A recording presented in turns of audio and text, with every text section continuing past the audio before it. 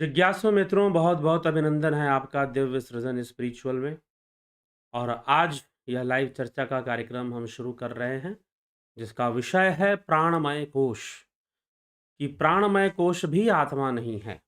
आदि गुरु शंकराचार्य विवेक चूड़ामणि में प्राणमय कोश की चर्चा करते हुए कहते हैं कि यह प्राणमय कोश भी आत्मा नहीं है। तो प्राणमय कोश है क्या? वायु का जो व्यापार है हमारे शरीर के अंदर, जो वायु का व्यापार है, उस वायु का व्यापार ही विकार प्राप्त करके प्राणमय कोश का निर्माण करता है।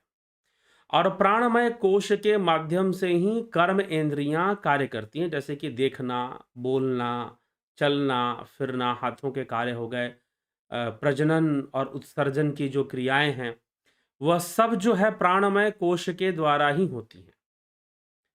तो प्राणमय कोश वायु के विकार हैं। तो आदिगुरु शंकराचार्य इसी के विषय में प्राणमय कोश को समझाते हुए कुछ कहते हैं कि कर्मेन्द्रिये पंचभिरंचितो अयम प्राणो भवेत प्राणमयस्तु कोशः येनात्म वानन्नमयो अन्नपूर्णः प्रवर्तते असौ सकल क्रियासु।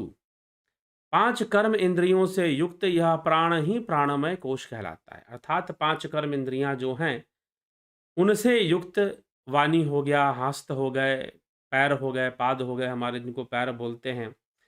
फिर प्रजनन और उत्सर्जन की जो अंग हैं, वह हो गए। तो वह सारे ये कर्म इंद्रियां हैं। तो ये सारे कैसे कर्म करते हैं? प्राणमय कोश से ही कर्म करते हैं।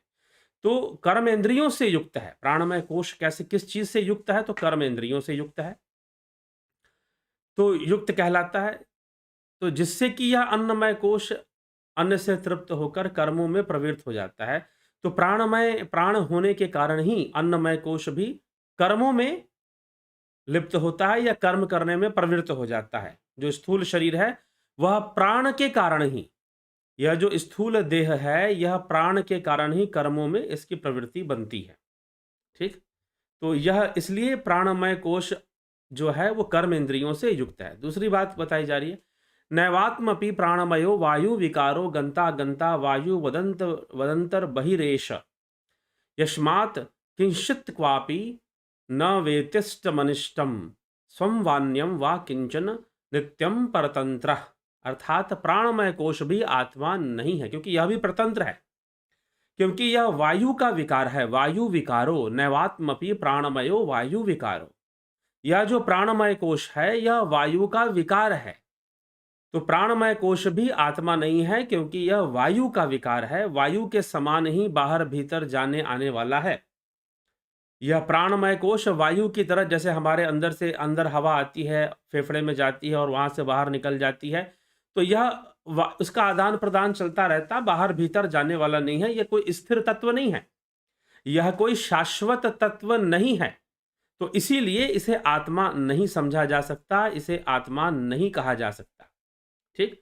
तो यह वायु का विकार है और ये बाहर भीतर आने जाने वाला है और नित्य परतंत्र है, नित्य परतंत्र है। यह कभी अपना इष्ट अनिष्ट, अपना पराया कुछ भी नहीं जानता। यह जो प्राणमय कोष्ठ है, अपना इष्ट अनिष्ट, अपना पराया कुछ भी नहीं जानता।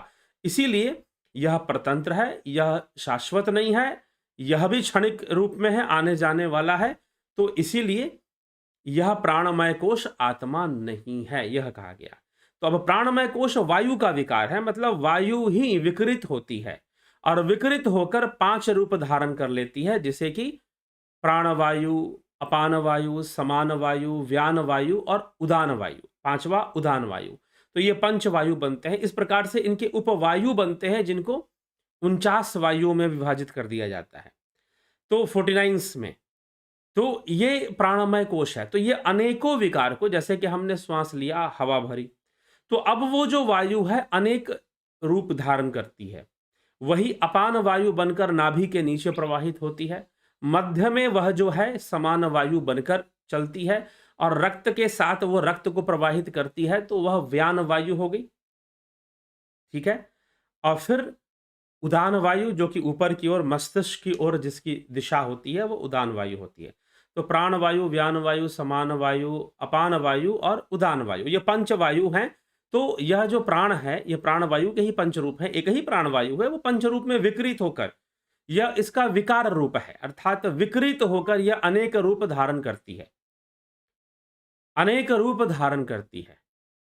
तो ये अनेक रूप धारण करने वाली जो विकृत वायु है, यह प्राण वायु, प्राण ही हमारे अंदर काम कर रही है। प्राण ही भोजन को पचाना, भोजन का उत्सर्जन करना, मल रूप में और रक्त का प्रवाह करना, विचारों को ले जाना, हमारे मस्तिष्क में पहुंचाना।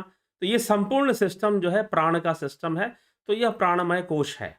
तो यह प्राणमय कोश कर्म इंद्रियों को धारण करता है। प्राणमय कोश के द्वारा ही, के बल से ही कर्म इंद्रियां कर्म करती हैं, और यह स्थूल शरीर को, अन्नमय कोश को बल देने वाला है, आधार देने वाला है। ठीक है? तो यह भी नश्वर है, यह भी मिथ्या है, यह भी शाश्वत नहीं है, आने जाने वाला है, और यह भी परतंत्र है। इसीलिए यह प्राणमय कोश भी आत्मा नहीं है। तो इसी बात को यहां पर समझाया गया।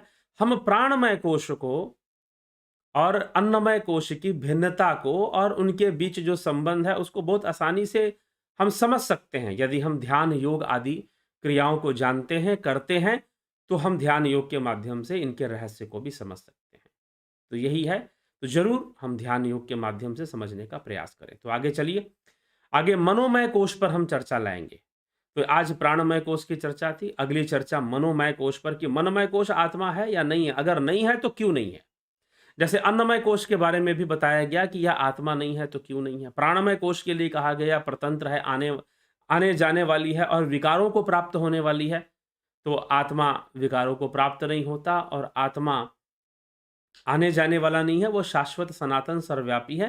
तो इसीलिए आत्मा नहीं है, प्राणमय कोश आत्मा नहीं है। प्राणों को आत्मा नहीं समझना चाहिए।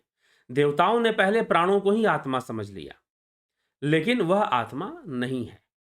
तो चलिए इसी के साथ आगे बढ़ते हैं, और कल फिर लाइव चर्चा में हम आगे की चर्चा को लेकर उपस्थित होंगे। बहुत बहुत आभार आप सभी का।